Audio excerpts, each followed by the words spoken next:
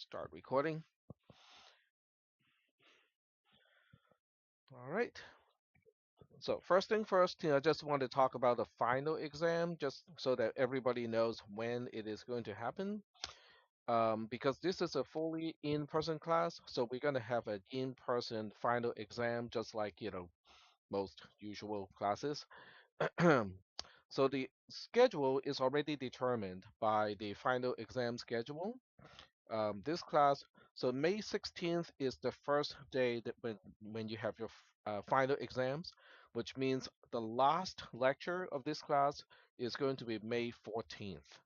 Okay, so May 14th is the last day of lecture for this class. And we'll take a look at the calendar because I'm going to put an entry for the final exam.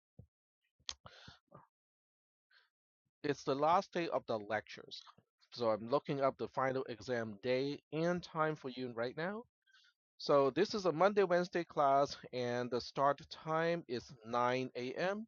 So that makes it between 8:15 and 9:25 a.m. That's referring to the start time. And because it is a Monday, Wednesday class, so that means our final exam is going to be May 19th, which is a Monday. And the time of the final exam is 8 a.m. to 10 a.m. Okay, so kind of make sure that you put it on your calendar so that you don't forget, and also kind of block it off so that you don't have anything else scheduled on on that day at that time. So I will try to do something like this. Okay, this is the calendar of Canvas, and what I'm going to do is I will put an entry on that day just so that that's also going to be there.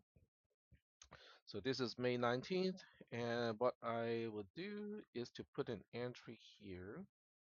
Okay, so we'll say this is CISP 300 final exam. The start time is 8 a.m. So remember, the start time is 1 hour before the lecture start time. Okay, so you kind of have to make sure that you don't accidentally come, at 9 a.m. because then you will have lost an hour of the exam time. So it's a 2 hour duration. So there we go. Does not repeat. And this is going to be STEM 305, which is the same room as your lecture. And I'll put in submit. All right. So if you synchronize your your Canvas calendar with your cell phone, this will show up on your cell phone too, which I think is a great feature. Okay, I don't know how many of you rely on your cell phone, to kind of keep track of what you need to do on a certain day. I certainly do. Okay, so there's a way to integrate your Canvas calendar onto your cell phone. You can look it up, but for the most part, this link is what you need, is to get a calendar feed and integrate it into either Google Calendar or Outlook or whatever online calendar that you would like to use. So are we good so far? All right. So I'm going to count the number of days that we have before um, the exam, before the final exam. So we have 1, 2, 3, 4, 5, 6, and then plus two more, which is today and on Wednesday. So today is the 21st, and then Wednesday is 23rd. So we have 8 classes altogether, 8 lectures altogether before the final exam. I will give you a practice exam before the final too. Okay, so kind of similar to what I did with the first and the second exam. So that's going to take up maybe a class or 1.5 class or so. Yes. Yeah, I'm a little slow on the grading side because I got all 3 classes having all exams all at the same time. I have another class having an exam today, so it took me some time to also make the exam. But what I can do today is to talk about the solution or the answers to your exam. So this way, at least you have an idea of how your answer compares to the uh, actual answer. Okay. So are there any questions about the final exam? Hmm. No more lecture after the final exam. No, it's okay. So this is April. This is May. This is when the final exam is going to be. So our last day of lecture is the 14th of May. That's our last lecture. But the final exam itself is on the 19th. Yep. Okay. Yep. Sure. All right. So with that out of the way, I'm gonna click here, get out of this. Okay. So what I want to do, which is probably something I should have done on last Wednesday, is to kind of go over the exam that you took. Oh, I could not have done that because that's actually last Wednesday. So never mind. So let's go ahead. Let me go ahead and kind of go over the exam. Your version may not look exactly like this, but it should be very fairly similar. Okay, in terms of what you need to do, and also in terms of the trace, it'll be very similar. The variable names may not be the same, the values in the array may not be the same, but for the most part, the trace would be very similar. All right, so I will do what I usually do, which is copy and paste, or take a screenshot of this, and then I'll trace it. So let me open it up on the side, make sure it is always on top. So the first question is the longest in terms of the number of lines and also in terms of the complexity. But in some other way, it is also the easiest, okay? Because you just have to really know how to follow the code. So we'll go ahead and do this. And I'm doing this inside of the shared folder, which means everything that you see on the projector is going to be stored in the spreadsheet that you have access to. So I don't need, so you may not need to copy everything on the projectors. So what you do need to do is to kind of focus on, understanding the concepts, okay? Making sure that you kind of get the idea of what the correct answer is supposed to be. All right, so let's go ahead and do that. And I want to create it under my own template.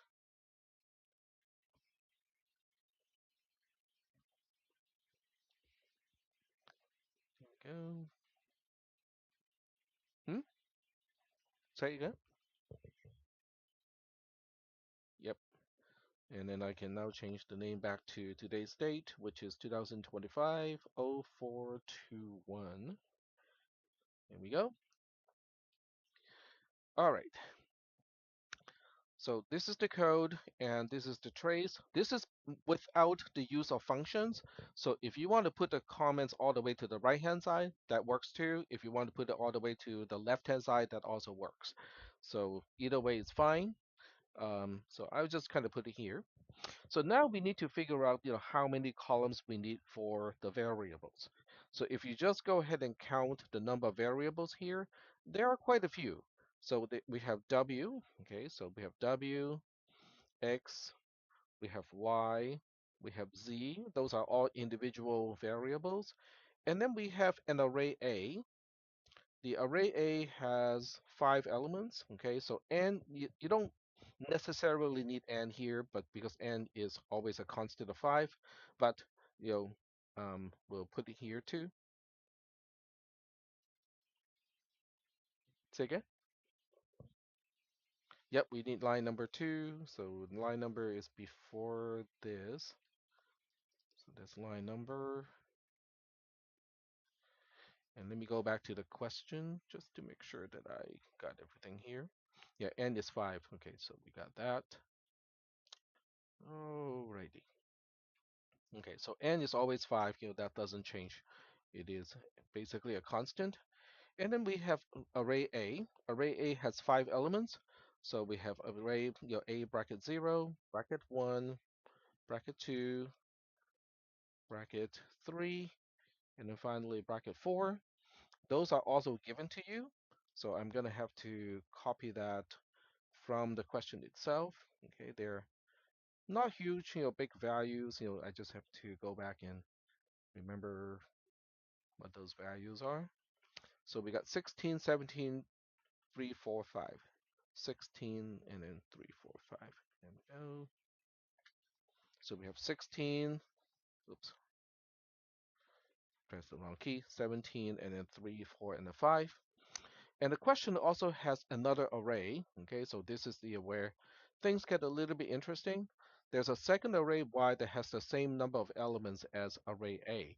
So there's another array called Y. So we now need to allocate columns for array Y. So array Y has the same number of elements, which means 5. So we have array Y, Y bracket 0, Y bracket 1, Y bracket 2, Y bracket. I have to fix another column, just after this, but let me finish this first. All right, so we'll go ahead and shrink the columns here,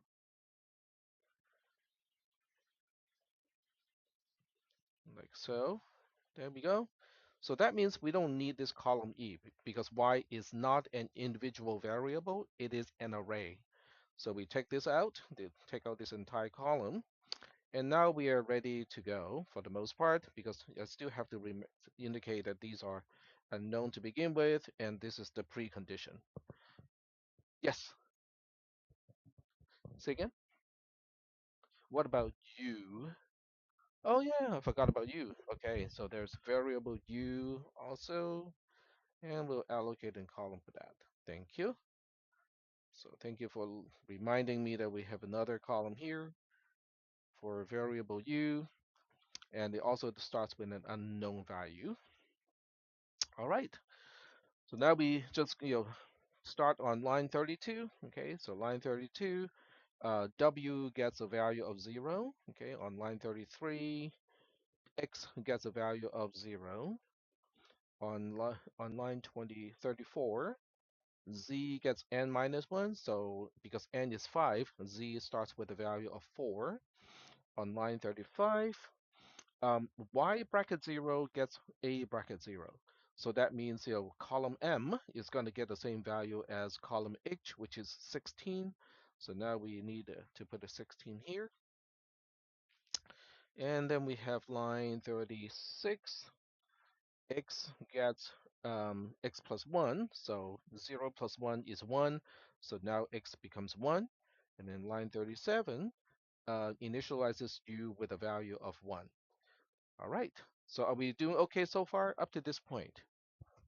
So up to this point, there's no control structure. They're all assignment statements. We're basically just evaluating the right-hand side of an assignment and then figure out the value of the right-hand side. And then we look up the left-hand side and determine which column needs to be updated to the value of the right-hand side. So are we doing okay so far? Okay, we good? All right. So now we get to some more interesting stuff because line 38 is the first line of a while loop, which means we have a condition to evaluate. X is less than Z is, so let's check out. X has a value of 1, Z has a value of 4, 1 is less than 4 is true. So now we move on to the following line, which is line 39. Line 39 is the beginning or the first line of a conditional statement. And so we have to perform, we have to check the condition, which is A bracket U is less than A bracket U minus 1. All right. So now we have to figure out, okay, what is the value of U? Variable U has a value of 1. So we are asking whether A bracket 1 is less than A bracket 0. A bracket 1 has a value of 17. A bracket 0 has a value of 16, which means this condition is true or false. So this is false, right? Okay, very good. So where do we go when line 39 has a condition that is false? Which line should we go to next? So, okay, so there are two ifs here, right? So we have one if starting on line 39 that ends at 41. The second if statement is a little longer. It starts on line 42 and it ends on line 48. So when the condition of the first conditional statement is false, we go to whatever statement is right after the first conditional statement, which is the second conditional statement that is starting on line 42. So 42 is where we go. It is not the else on line 45. So this goes to line 42. All right, so do we have any questions about this part? Yes.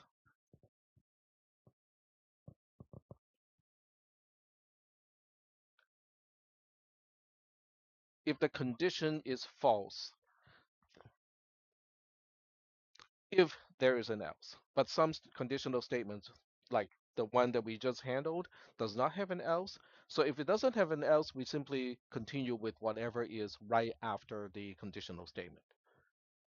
All right. So we continue execution on line 42, which is the beginning of another conditional statement. So on line 42, it is asking whether w equals to 0, and w currently has a value of 0, so w equals to 0 is true. So let me just kind of make sure that I use the correct notation here because it has double equal. Because double, okay, what is the difference between a double equal versus a single equal? hmm So one is a comparison, one is checking whether the two sides are the same or not. The other one is an assignment, which means we copy whatever the right hand side specifies to the left hand side. Okay, very good. Okay, that is the correct answer. So in this case, it is a comparison. W equals to 0 is indeed true at this point. So now we move on to, where do we go?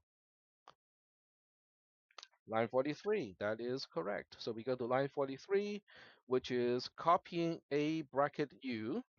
U has a value of 1, and then we copy that to Y bracket X. A bracket U has a value of 17, and we're going to copy that to Y bracket X. X currently has a value of 1, so column N, which is Y bracket 1, is going to update to the value of 17. Are we doing okay so far? All right. And then we add 1 to x on line 44. So on line 44, x is incremented by 1 because here we are evaluating x plus 1. X is 1 already at this point. 1.1, 1 plus 1 is 2. And then we store the 2 back into x. So that means your column E is now updated to a value of 2. And then where do we go? I have concluded the then branch of the conditional statement. Yes, go ahead.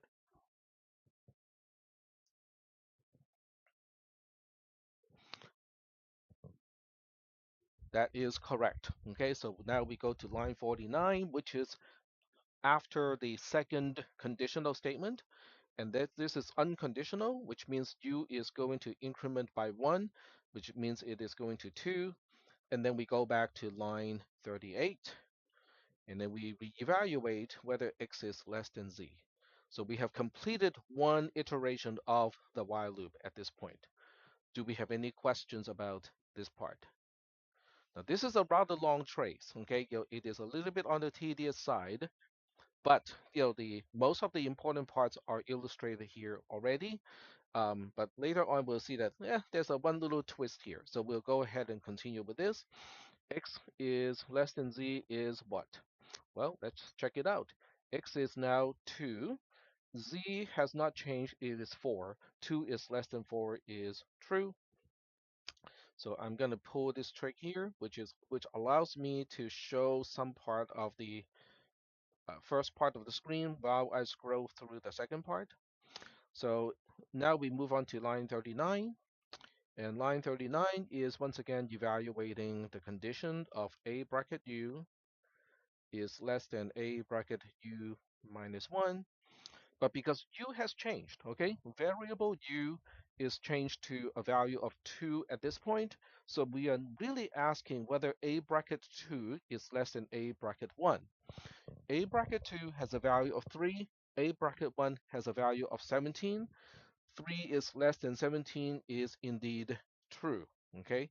So now we say, oh, okay, this is true. So that means we have to go to line 40, which is the only then branch statement of that particular conditional statement. And what it does is not really exciting. All it wants to do is to say, hey, W, why don't you subtract yourself from 1, and then store the resulting value back into yourself. So W currently has a value of 0. What is 1 minus 0? No, it's just 1. Yes, it is just 1. Okay, it is just 1. And then that concludes line 40. Then we continue execution on line 42. On line 42, we are asking whether W equals 0. Ah, it is not 0 this time. This is now false. Is that okay? In fact, it will stay false for the rest of the execution of this algorithm. So now, where do we go? The condition of the second conditional statement is false. So where do we go? We go to line 45 is fine, but since 45 does not do anything, we just trace line 46. Now, in your trace, if you indicate line 45, I'm not going to take any points off. It's just that, it doesn't really do anything. So I'm just going to trace line 46. Okay. Line 46 doesn't do anything particularly interesting. It says y bracket z. Z still has a value of 4. So we're looking at column Q here. And we need to update that to a bracket u. A bracket u is a bracket 2. So that has a value of 3. So now we store 3 here. And then we move on to line 47. Okay, so here's line 47. And what line 47 wants to do is z is subtracted, decrementing by 1. So z it had a value of 4. Now it has a value of 3. And that concludes the else branch of this conditional statement. We then continue execution on line 49. And line 49 just wants to increment u by 1. So u is going from 1 to 2.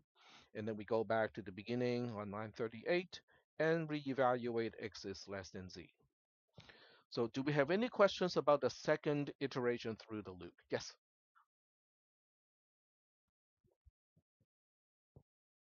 Mm-hmm.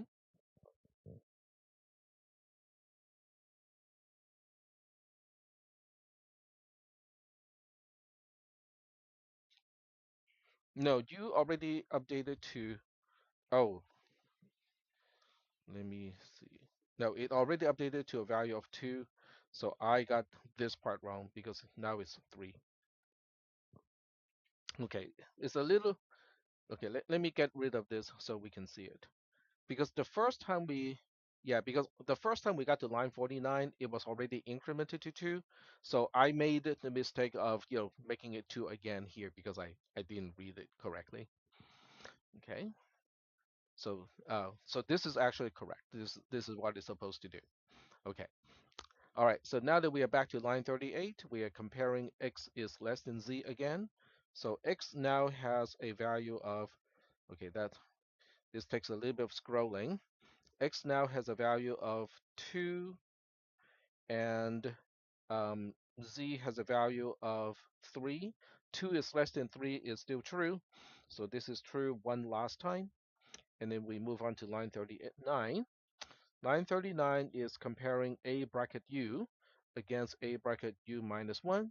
So now we are comparing a bracket u, which is this 4 against this 3, and it's asking whether the 4 is less than 3. The answer is false.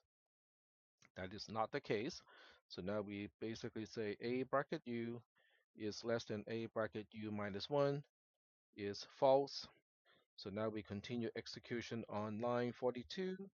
Line 42 is asking whether w equal to 0 is true or false, and it is false now because w have been updated to a value of 1 over here. So now we go to line 46. Line 46 now wants to update y bracket x. X is already updated to a value of, let's see, nope, z, sorry. So y bracket z, z now has a value of 3. So we are now updating column P right here. And we want to update it to a bracket u. U is 3 right now. So a bracket 3 is has a value of 4. So now this gets a value of 4 here. And then we go to line 47. Z is decrementing by 1. Z is column F.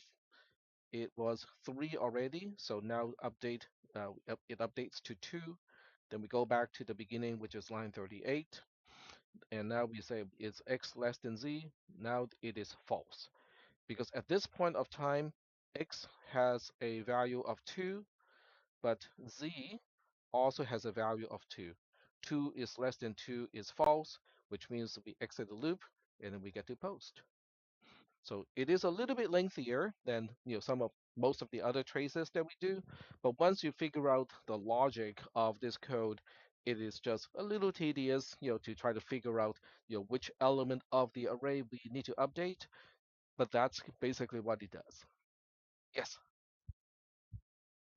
Why do we skip 49 when okay, between which two rows of the trace? Because when the condition of the while loop is false, we exit the entire while loop, and line 49 is a part of the body of that loop.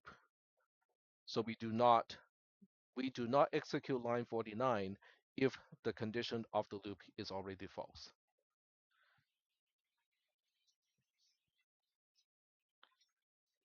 It is already false because x has a value of 2 right now. Z also has a value of 2. 2 is less than 2 is false. Or am I missing?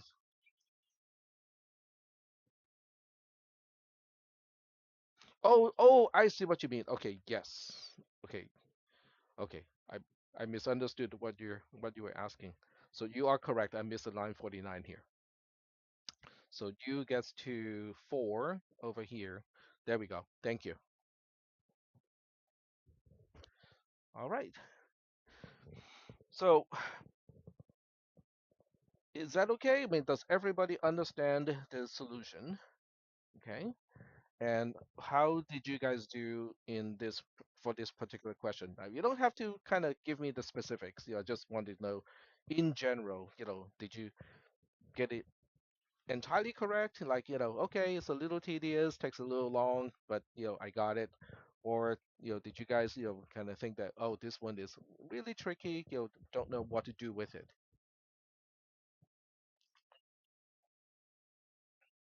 Okay.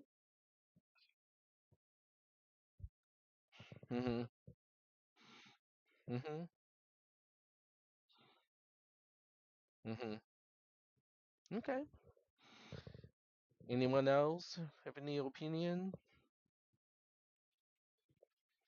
Oh, okay. All right. So without any questions for this one, what I would do is because I want to copy and paste the algorithm also here, so this way it is self-contained. So that's what I want to do. Let me get rid of this and see if I can copy from here. I don't think I can do that. Yeah, I can't do that. Well, I can make a copy of a screenshot, make a screenshot out of a screenshot. That would actually work. There we go. But this time I have to copy it to the clipboard and then just scroll all the way back here, paste it over here. So now this is kind of self-contained. And I would even name the spreadsheet or the sheet itself as exam 2 question number 1. So this way when you look at the spreadsheet, you know exactly what that tab is for.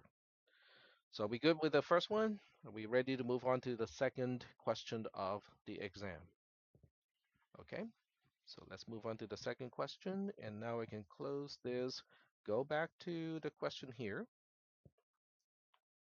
All right, so here's question number 2, which is significantly shorter in terms of the code, but in terms of the what you need to do here, there's a lot of indexing, okay, array indexing here. So we'll take a look at this one and try to figure out what it is going to do. So once again, screenshot. Okay, so take a screenshot here, and I'll put it into the viewer first, just so that we can trace the code, and then we'll paste it into the sheet later on. And I already know that I also need all of the given values. So I'll also kind of open this one too, but I don't need it for too long. Once I have the pre-row done, I won't need that anymore.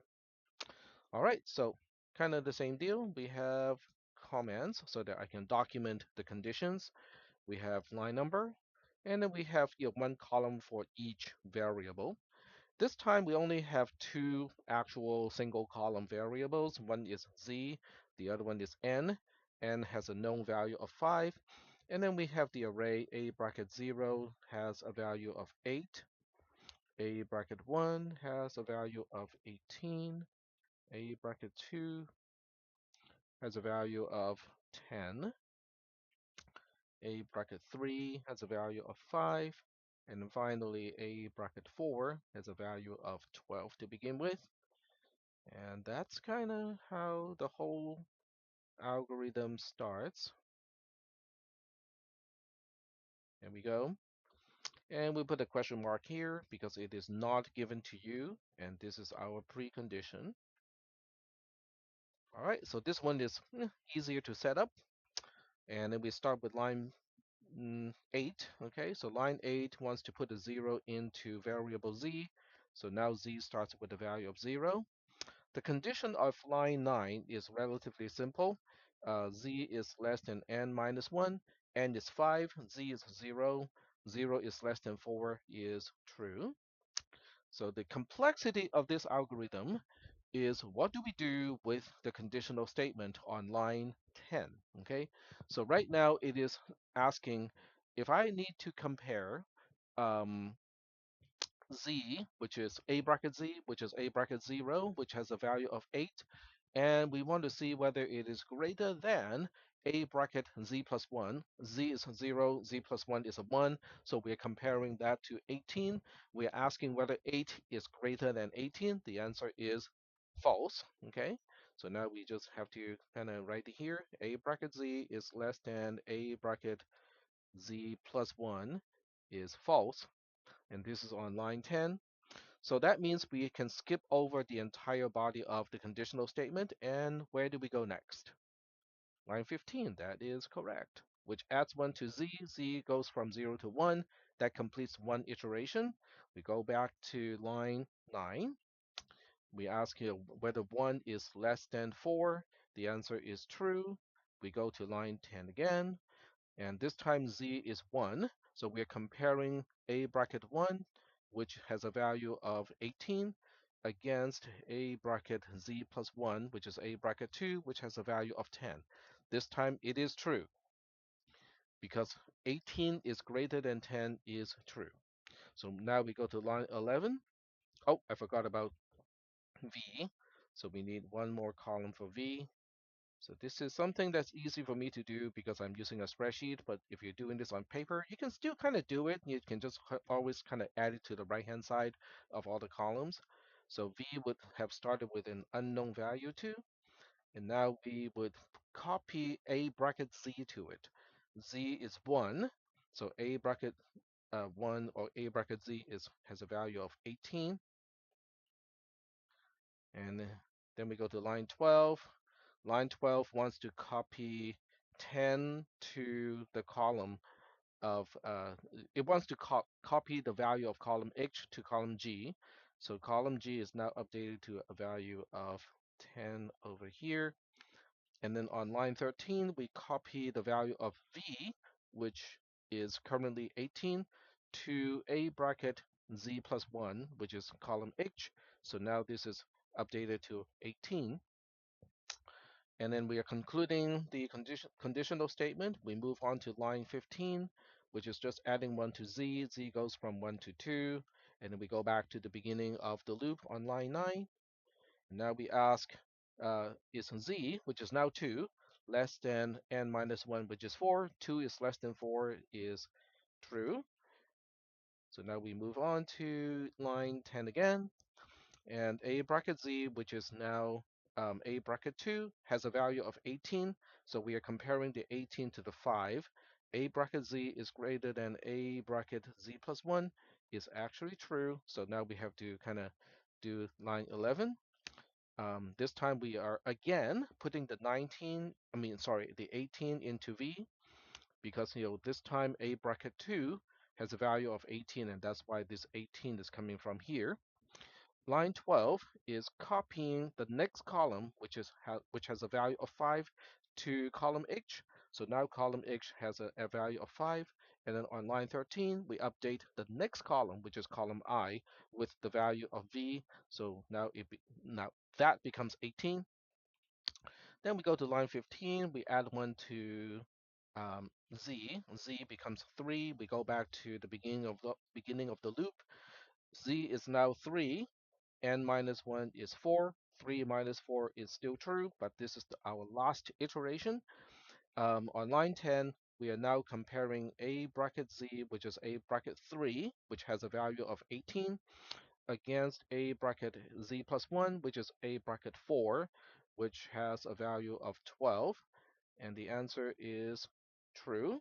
So now we have to go through all that code again. So on line 11, we copy the 18 again to V, but this time the 18 is coming from here. This is variable V.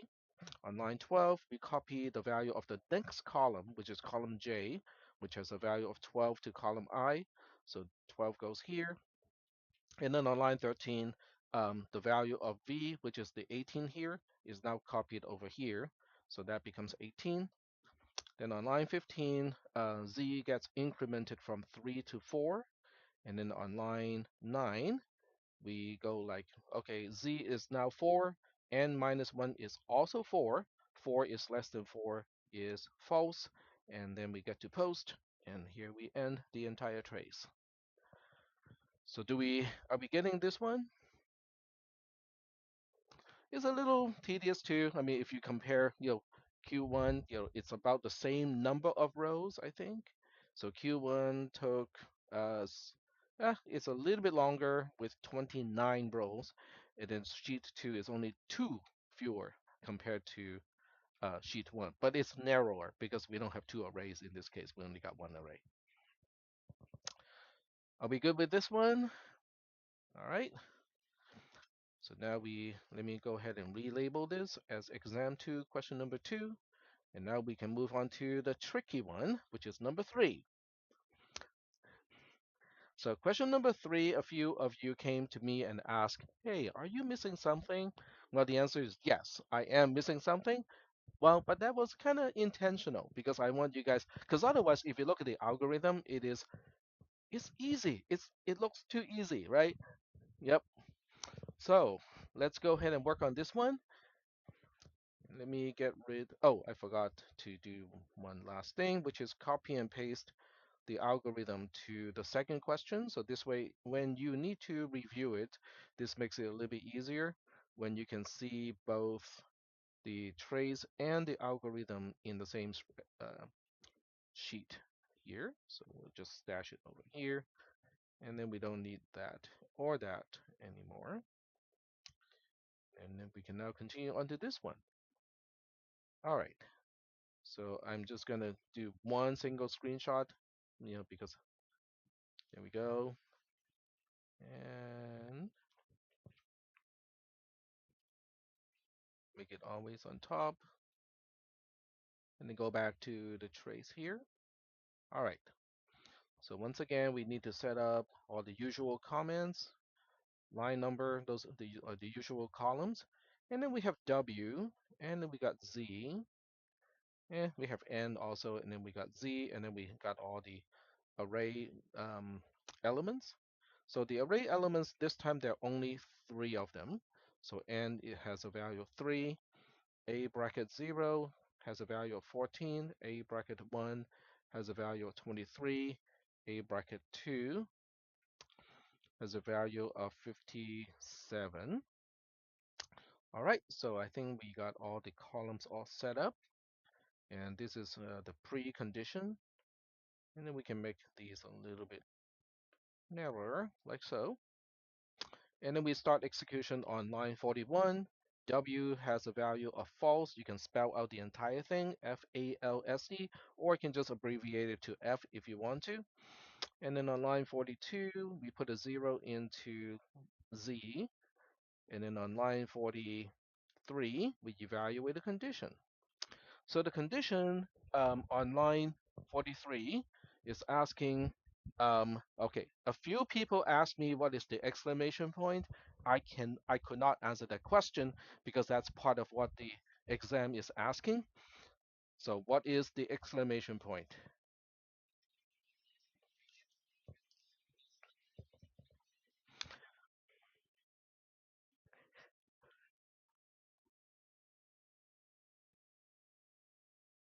Okay, so your guess is actually correct. Okay, that is not a bad guess. However, it is also good to go back to control structure. That symbol was first introduced when we talked about conditions and conditional statement. Okay, and if you go here, it is one of the logical operators. And let's see where logical operator. There we go. And it is not conjunction because conjunction is the double ampersand. It is not the disjunction because it is a double bar. It is the negation. So that was when it was introduced. All right. But you are also, you were also effective in terms of guessing what it is because not equal to is exclamation point equal to. So you would go like, it is logical. So when W is false, then not W is going to be true. Uh-huh. Okay. So we'll see. Okay, so we'll continue the trace. Okay.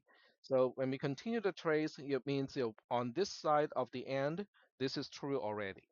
So we have to evaluate the other side. Even with lazy evaluation or short-circuited evaluation, we still have to evaluate the right-hand side because in a conjunction, if one side is already known to be true, we still don't know the value of the entire expression. We have to evaluate the right-hand side. If the left-hand side is false to begin with, then we can skip the right-hand side. Because if the left-hand side of a conjunction is false, the conjunction itself has to be false already. And using the short-circuited evaluation method, then we can skip the right-hand side. But in this case, we cannot. So anyway, so we will basically document this and go like, okay, not W is true, but what about the other side? Z is 3, and 3 is less than n, which is, oh, sorry, z is 0, which is less than 3, n, which is 3, is also true. What is true and true? True and true is true, indeed. And now where do we go? We go to line 44. So line 44 is evaluating the expression is W, which is false. This is OR. The bar is OR. And now we want to evaluate whether A bracket Z is the same as Y. Z has a value of 0. So A bracket Z refers to A bracket 0, which has a value of 14. Y has, oh, okay, Y is also given to you as 23. So I missed another column here. So you can add the extra column here if you're writing this. And Y starts with a value of 23. So now we are comparing 14 to 23, and we are asking, are they the same? Well, the answer is no, they are not the same. So that means we have false or false. What is the answer of false or false? False or false is false. So that means W is going to keep its current value of false, but you still have to indicate there is an update here. Yes.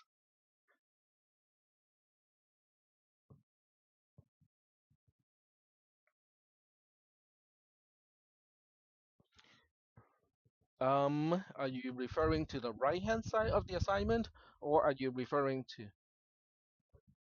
So the parentheses, so the entire right-hand side is one expression. So that means you can kind of imagine there's an open paren to the right-hand side of the equal, and there's a closed paren right before the semicolon.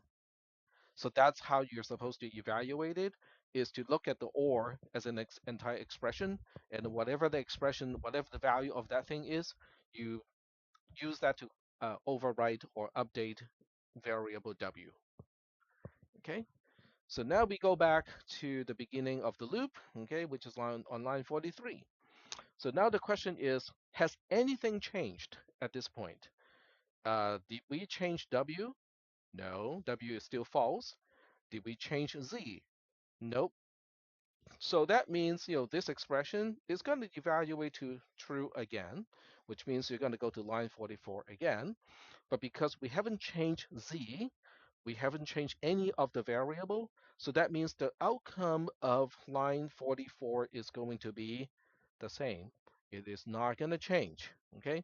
So after a few iterations, you probably will recognize that, oh, this is going to go on forever. This program will not end. This is an infinite loop. And that would be the correct solution, okay? So if I see you guys doing like a few iterations like this, I'll give you full mark. If you make a conclusion and say this is an infinite loop, and you at least track it up to this point, okay, and it give me an explanation of why you think this is an infinite loop, you get full credit. If you say, okay, I think Tech missed a line in this program. I think right between line 45 and line 46, there's supposed to be a z equal to z plus 1, and I'll trace it with that adjustment. I will also give you full credit, assuming your trace is correct. Okay, but the whole point is, as it is, this program or this algorithm will not exit. Is that okay? So this is a little bit of a trickier of a question, even though the code is very simple, and it only takes you like 7 or 8 rows to get to the point where you go like, hey, this is not going to end. um, the tricky part is you have to recognize that, oh, we're back to the same situation as we were. Nothing was changed. None of the variable has changed. In other words, on line 5 or row 5 of the trace versus row 7 of the trace, none of the variables have changed, which means the program, there's no way for the condition of the while loop to update to anything else. And so this becomes an infinite loop. So that's it. That's the whole test. Um, do we have any questions about any of the 3 questions? Nope. Yes, please. We cannot exit the loop. Yep, you can just leave it like this, and then in your explanation, you say, okay, this loop will never exit, and you know, yeah. Or you can trace it a few more times, okay. But the key is you cannot get to post. There's no way you can get to post in this case. Yep.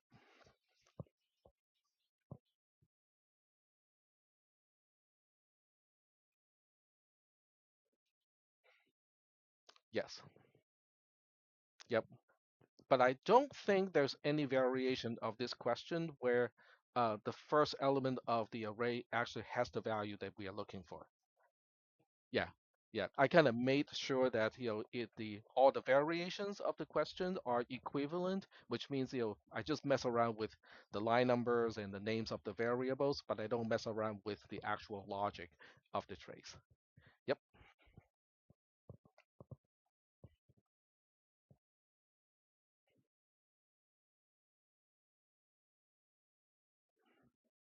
But is it the first one? Mm, okay, so let's check out what the condition is. So the condition of line 44, especially what is on the right-hand side of the OR. Do you see this, the indexing variable, whatever is inside the square bracket? So the question now is the first element the same as what we are looking for? Well, then it becomes an infinite loop because there's nowhere in this code are we changing z. After line 42, the loop does not contain any assignment to change z. So there's no way for you to know that some element other than the first one in the array has the value that we are looking for.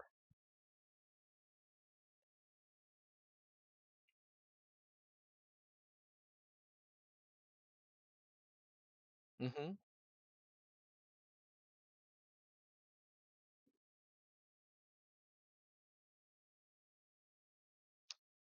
Yep. Okay, so that would be fine. Okay, so in other words, if you make adjustments to the original algorithm and then you trace it as modified and you come to the conclusion that it's going to exit, that is fine too. That you will get full credit. But I cannot make a promise that I'll give you full credit until I read your answer because it really depends on how you document your change and whether your trace is matching the change that you make to the algorithm. Yep. All right. So what I would do with this exam is what I did with the first exam. I would take the 90 percentile score of this class, make it the new 100%, and adjust all the scores accordingly. Is that okay? All right. Does everybody understand what that meant? Okay. No? Okay. So we'll talk about these important concepts. Okay. What is 90 percentile? What does that mean? When I said, the 90 percentile score of this entire class, what does that mean? For argument's sake, let's assume this class has exactly 30 students. So what does it mean when I said the 90 percentile score of this exam? Hmm?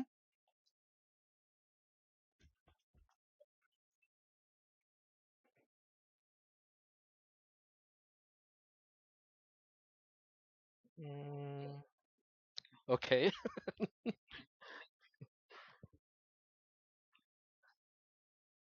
Mm, but okay, but that does not is not explaining what 90 percentile means. Okay, so what does it mean when I say 90 percentile? What does it mean? Say again? A? Nope, that is not what it meant. It might be affiliated with what most other people say, this is where you get an A, but that's not what I meant when I said the score of the 90 percentile. Okay, so we got 30 students, right? I'm making the assumption that we have 30 students. The 100 percentile is the highest score of the class. In other words, 100 percentile is higher or equal to the score of everybody else in the class. Is that okay? That's 100 percentile, quote unquote, the best, the highest score. 90 percentile means higher than or equal to the score of 90% of the students of this class. So that means basically the third or the let me see the third highest score of this class, assuming the class size is 30, becomes the 90 percentile score. Is that understood? Okay. So that becomes the new 100%. So that means it depends on how the grade is distributed within the highest score of the entire class, the top three. Okay, so let's just make an assumption. Okay, let's make an assumption that question number three is so tricky that nobody got it. Okay, in other words, the highest score of the entire class was a 66%. Okay, so let's also assume that the next highest score, so the highest score is 66, the next highest score is a 60%, and then the next highest score, the third highest score, was a 55%. So according to what I just said, I would have made the 55% a new 100%, which literally is almost doubling everybody else's score. Is that okay? All right. But we can also think of a different scenario where exactly three people got 100% out of this test. So that means there will not be any adjustments whatsoever because the third highest score of the class is still a 100%. So I'm adjusting 100% to the new 100%, which means there's no actual change to the rest of the class. Is that okay? All right. Typically speaking, unless I have a class that has a large number of people who are, just disproportionately ingenious, the 90 percentile usually is a good way to kind of re kind of how do how should I put it? To adjust the score of the class. hmm All right. So now that we got this out of the way, I also have something not exactly prepared, but it was in the notes already. All right, so I think right now, people start to understand. Oh, okay, so that means all the things that we talked about in the modules can be important in a test. So the answer is yes. Okay, that's the whole point of me writing all this stuff is for you guys to read it and to understand it. Okay, because this is all part of C++, actual C++ programming. I'm not teaching you guys pseudocode or Python or anything else. This is all transferable to CISP 360, which I assume most of you are going to take. Say again? This is the class right after this one. Okay. So let me show you this. Okay, so assuming that some of you are kind of new to taking classes here, let me show you this ARC Computer Information Science. Okay, because I want to show you how do you determine what class you need to take and in what order. So we go here, and I forgot to copy and paste this. So give me a second here. We'll copy this, and then I'll paste it to the clipboard. I mean, copy it to this cell over here. So this way it is self-contained.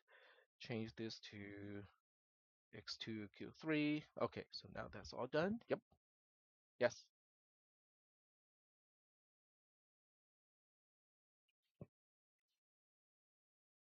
Can I what? Oh, okay. Yes, sure. So the reason is row 7 has exactly the same condition as row 5. Um, Therefore, um, the the condition, the while condition will not change. And the loop is an infinite loop. An infinite loop does not exit. Okay? All right. All right, so getting back to what class you should take next. Okay, so what you need to do is to go to the degree or certificate. We call that a program that we are in. Most people, if not all, are in the computer science program.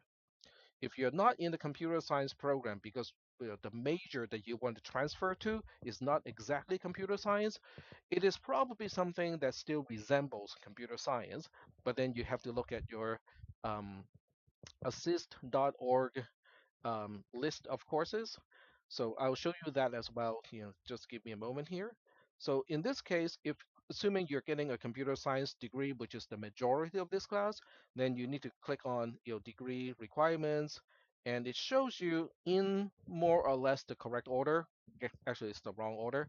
So it shows you the order of the classes that you need to take. We are at this point, which is CISP 300. The next class is going to be CISP 360. So CISP 360 is going to be the next class that most of you need to take, assuming that you are passing this class with a letter grade of C or better. Is that okay? Yep. Yes. So 480 is an interesting class. It is called an honor class, but they changed the rules of who is considered an honor student. So essentially, everybody is an honor student. Everybody in this class could have taken CISP 480 instead of 300 followed by 360. Now, the nice thing about 480 is you save one semester because you're combining 2 semesters of work into one single semester. um, it also reduces the number of units because otherwise you would have 3 plus 4, which is 7 units. But if you take 480, it's only 5 units. So it would shave 2 units out, but it's just a unit count kind of thing. It's not really advantageous otherwise. Is that okay? Okay. To most people, unless you have some programming background already, spending one semester on 300 and then the next semester on 360 has a kind of gentler learning curve. Okay, 480 is combining two, both classes into one single semester, so that means the learning curve is a little steeper than otherwise. All right, and then one more thing. Okay, when you are here already, it is also important to take a look at each course description. So you have to go to courses. And let's say we are interested in CISP 360. So there we go. So when you look at the description of a course, all of these are important pieces of information because otherwise it wouldn't be here. It's a 4-unit course. Okay, what does that mean? So, so the 4 unit is split into 54 lecture hours and 54 lab hours. What does it mean to you when you are planning for fall 2025 as a semester?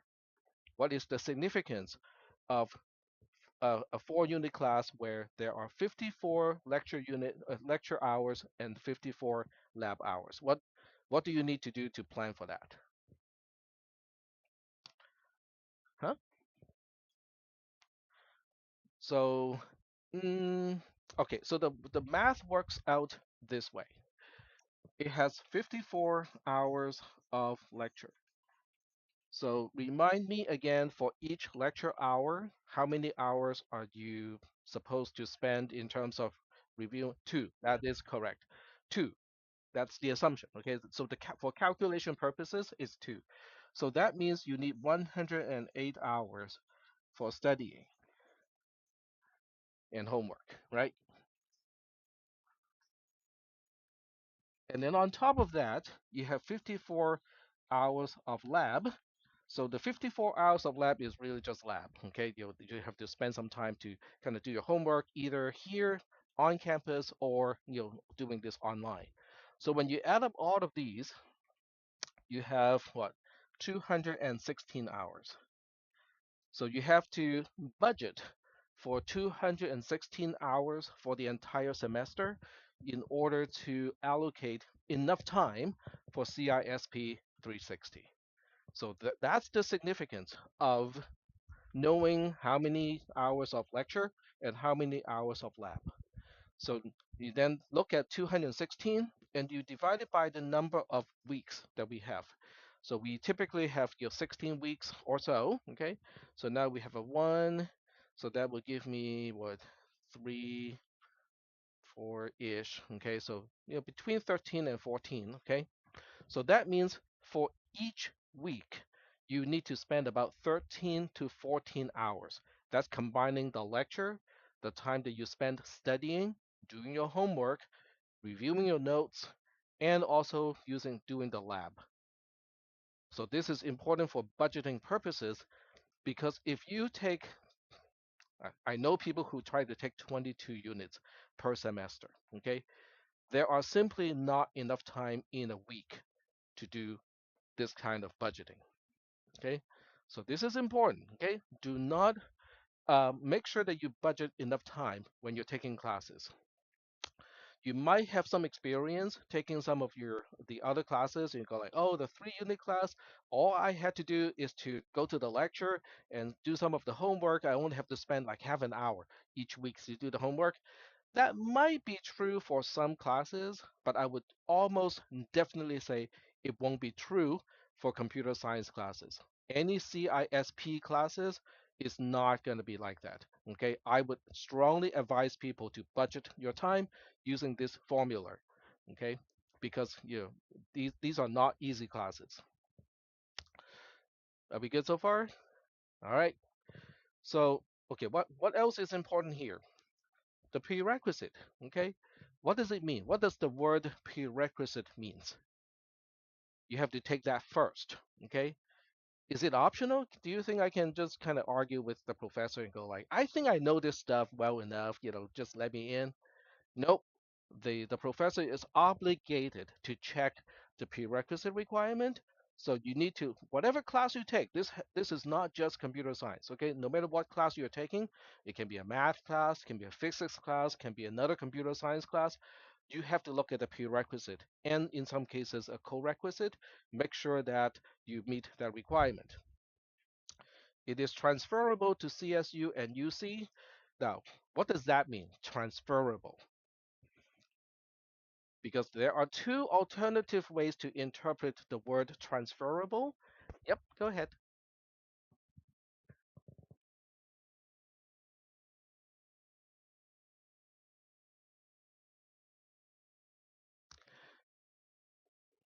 That would be the most common interpretation of the word transferable, which is implying that there is an equivalent course at whatever school you're transferring to, and this course is considered to be equivalent to the course that is equivalent.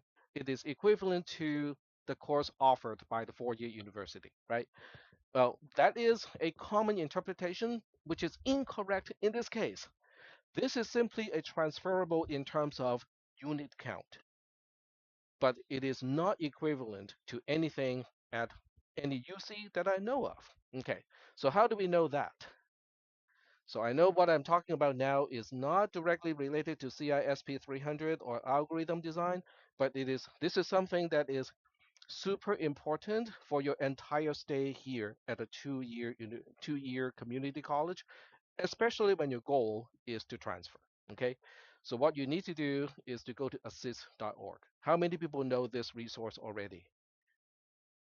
Okay, so use it more often. This is a really, really useful resource.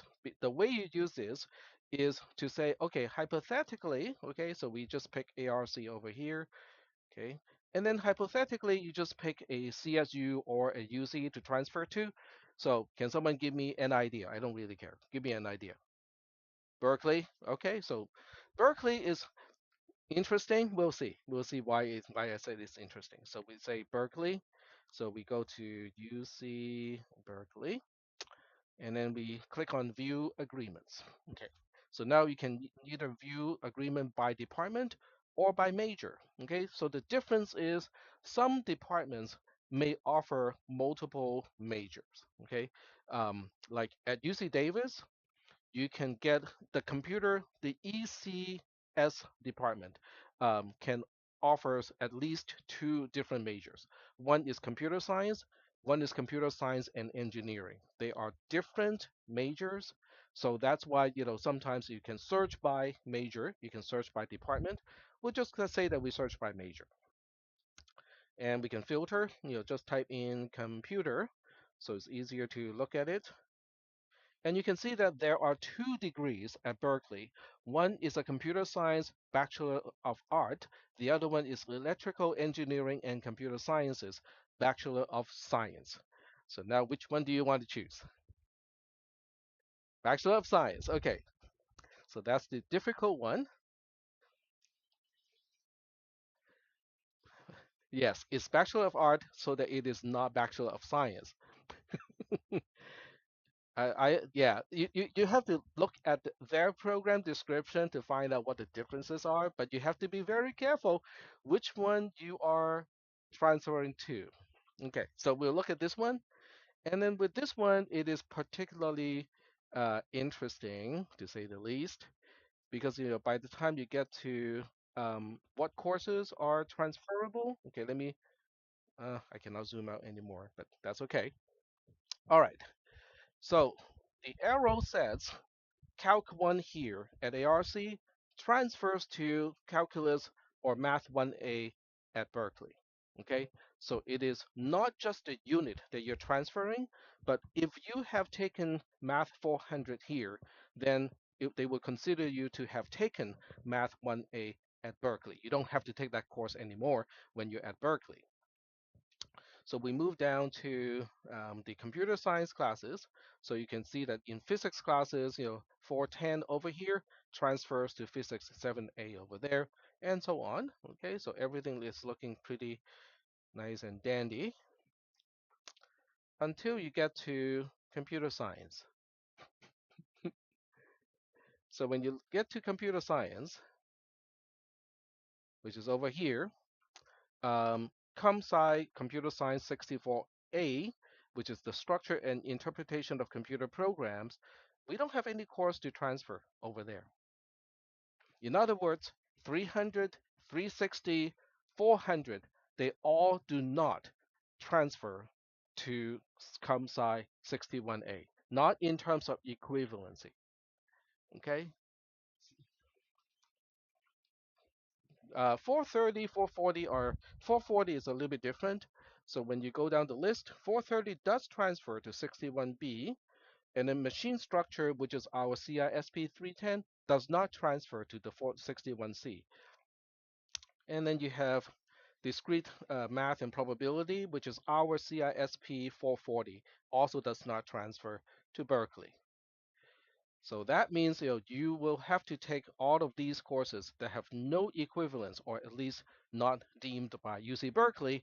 You have to take those courses again at UC Berkeley.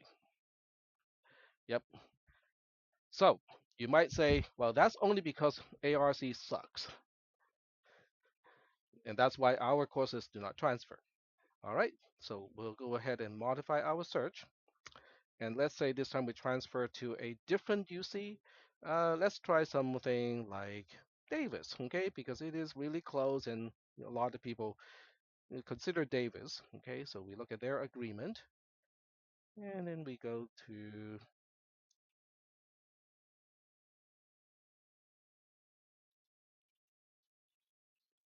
there we go. So now we look up computer and it looks awfully confusing here because there are three different majors that contain the word computer. They have computer engineering, they have computer science, and then they have computer science and engineering. They are three different degrees. Two of those are offered by the computer science department. One is offered by the electrical and computer engineering department. So it does get a little bit confusing. Probably has to do with how computer science as a department came into existence over at UC Davis. So with this, we'll just go ahead and pick computer science, which is what most people choose. Okay, so we pick this, and then we go to the equivalency. All right, 440 transfer to ECS 020. 360 transfer to 36. 400 transfer to 36B, the other one is 36A. 430 transfers to 36C. 310 transfers to 50. So in other words, every single CISP course here, except for 300, transfers to something over at Davis.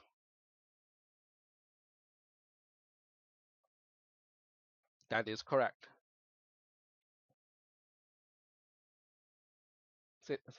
What was it? This is Davis. Yes. So Davis and ARC are very much aligned, which means, okay, you take this course over here, it is considered to be equivalent to that course over there, and so on. So you can now, kind of check all of this stuff here for every school or every university that is on your list. Okay?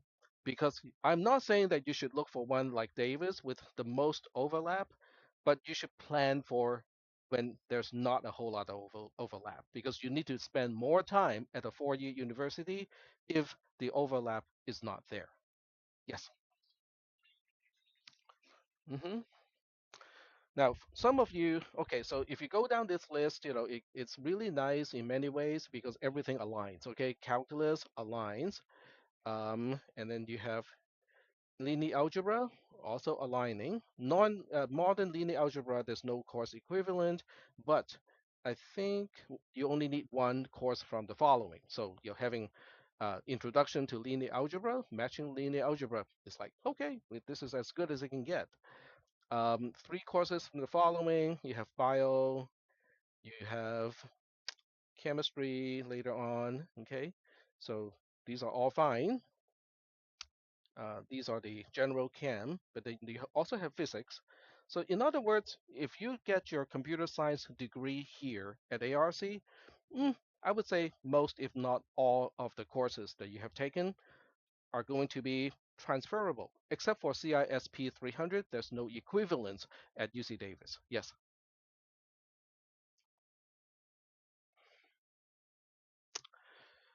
it's not any different from any other science classes. You really just have to understand the material. Well, yes, you definitely have to study, but the question is, how do you study?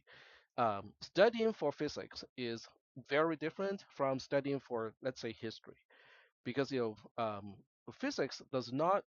Okay, the way I study physics does not involve a lot of memorization. It involves a lot of understanding. Okay, I have to really understand the terms and I have to know how to derive the equations. History is a little different. Okay, you might have to remember a lot of things like the dates, the events, okay, the names, and so on and so forth. Not so much with physics. Okay, there are very few equations to remember, but you have to know how to derive things. So this is a really, really important resource. Okay, most people do not think about this until they are about a year before they transfer. I would advise you guys to look at this now so that you can plan for it. Okay. Does anyone want to look into Cal Poly? Okay, because Cal Poly is also very interesting. So we look at San Luis Obispo. San Luis Obispo. There we go.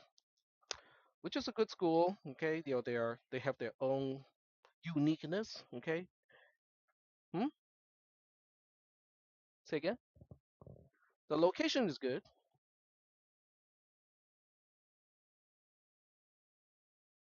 No, San Luis Obispo is south of Monterey and north of Santa Barbara and so on. So it's kind of like in the middle, a little bit to the south, very close to the coast, close to Highway 1. Very scenic in that area. Yep. So once again, we have two majors. Most universities offer computer engineering and computer science as two different majors. So once again, we'll pick computer science. Now this one, just from the scroll bar here, you can see how long that list is, okay? Because it takes all the majors, 360 transfers, 400 and 360 both, this is an OR, 360 goes to 123, blah, blah, blah, blah, blah. So we have the usual alignment, okay, not a problem here. We have a lot of math courses, also not a problem. Philosophy, and the list really goes on and on, okay? We got bio, chemistry, physics,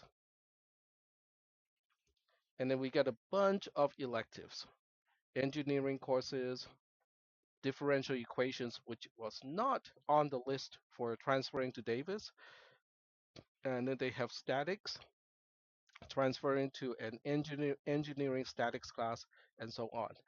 The bottom line is if this is where you want to go, if you want to go to Cal Poly, you basically have to plan to spend about 3 years at ARC to get the most number of courses transferable to the CSU, to the Cal Poly. Okay, so this is important because if you know ahead of time, okay, these are the schools or universities that you want to transfer to. Reading ahead of time means you can plan your semesters. Okay, you can go like, okay, I'm gonna have to spend at least 2 years and a half if I need to take as many courses here as possible, so that I don't have to take the same courses after I transfer. So you need to plan out your time. Okay, your timeline is gonna change. Also, um, the ordering of how you take the classes can change as well because you don't want to bunch use a use one single semester to take a whole bunch of difficult physics, chemistry, computer science, and math classes in one single semester. Okay, even 12 units can be a lot when you're taking all the difficult classes in the same semester. So that means you kind of have to look at your schedule, look at the dependency of the courses, and then just try to plan out your stay here at ARC so that you have some GE classes, you have some classes in your major, and don't take too many units in the same semester. Is that okay? I am not a counselor, so if you have any questions about scheduling your classes and your transferring, be sure to contact a counselor for that purpose. Okay, I'm just sharing with you what I know and just your online resources. Okay, so I cannot do the job of a counselor. I'm not certified to do so, and I'm certainly not knowledgeable enough to do that.